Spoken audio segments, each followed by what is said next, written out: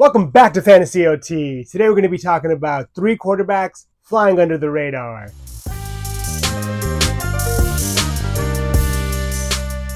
First on our list, Mr. Irrelevant himself, Brock Purdy. From weeks 13 onward, Purdy was the QB9, and I think he has a great chance to replicate that same success this year. Purdy's coming off of a pretty significant injury, but from what it sounds like, he's all systems go. He's been getting first team reps, and he should be ready to go by week 1. The 49ers know how to score points. Last year, they were 6th best in the league, averaging 25.9, and I think they may do even better this year. The 49ers have the 5th easiest schedule, and they still have arguably the league's best play caller in Kyle Shanahan, who turned Matt Schaub into a Pro Bowler, Matt Ryan into MVP, RG3 into Rookie of the Year, and took Jimmy G to the Super Bowl. So I don't see why he won't be able to continue getting the best out of Brock Purdy. Purdy's definitely a pass-first quarterback, but when you have guys like Brandon Ayuk and George Kittle, that makes life a lot easier. But he still averaged nearly 3 rushing attempts a game. If he can even keep it at 3 or build off of that a little bit, he'll offer a little bit higher of a ceiling than your typical pass-first quarterback. If you're looking to find value in the later rounds at the position,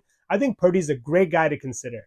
Up at number 2, Deshaun Watson. After starting off slow, coming off suspension, Watson really started cooking over his last 2 games, throwing for 5 of his 7 touchdowns on the season, and he finished off the year averaging 29.1 yards per game rushing. He was also good for 6 rushing attempts a game, and I can see him doing just as well this year, if not better, especially behind the league's second best offensive line. This team still runs through Nick Chubb, which is only going to help Watson when he does decide to break contain and get out of the pocket, and I can see him improving on that 29.1 yard average. We've all seen what he can do with his legs. I mean, he managed to throw for nearly 5,000 yards when he was in Houston in 2020, and that was without protection. I can only imagine what he can do when he actually has time in the pocket. The Browns also have a pretty stellar receiving corps, still having Amari Cooper, David Njoku, and bringing in Elijah Moore, who he seems to be developing a rapport with already. Watson is the guy that it seems like no one's talking about, so if it stays that way, you might be able to get him towards the end of your draft, which would be a great value, especially if you're punting the position.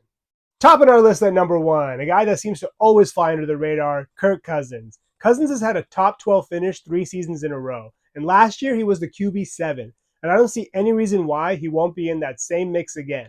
The Vikings love passing the ball. They did it 65% of the time last year, good for 3rd most in the league. With Kevin O'Connell at the helm and him believing in his quarterback, I think that's going to continue. They shipped Dalvin Cook out. They drafted Jordan Addison in the 1st round. So I think clearly the ball is going to be in Cousins' hands. What also helps Cousins and what makes me most excited about this year for him is the fact that he's in a contract year. He's always kind of stat chasing, but I think he's going to be doing it even more this year, given that he's trying to secure the bag again. I don't think Minnesota's going to be as good or as lucky. 11 of their 13 wins last year were by 1-score games, an NFL record. And I think they were the first team ever to have a negative point differential with 13 wins, which is insane. Nonetheless, they have the 25th hardest schedule, so they're going to be in competitive games and trying to score points just to stay in games, and that's going to work into Cousins' favor. We know what we're getting with him, and I know it's nice to chase the players with high ceilings, but sometimes having a really solid floor is nice, especially as we get towards the end of the year. The Vikings average 24.9 points per game, good for 8th best in the league, and I think they may even move the needle on that a little bit. Last year, they showed that they could score points in a hurry. They brought in TJ Hawkinson, who we seem to develop a rapport with pretty quickly, and I think having a full offseason together should only strengthen that connection. I think everything is in place for Cousins to have another top 10 finish, especially when you have the league's best receiver. I would definitely try to get him at the later rounds if you can, although he might be gone before then. That wraps it up for me in Fantasy OT. Those are 3 quarterbacks I think are flying under the radar. Please subscribe and leave your thoughts on who you think is flying under the radar in the comments below.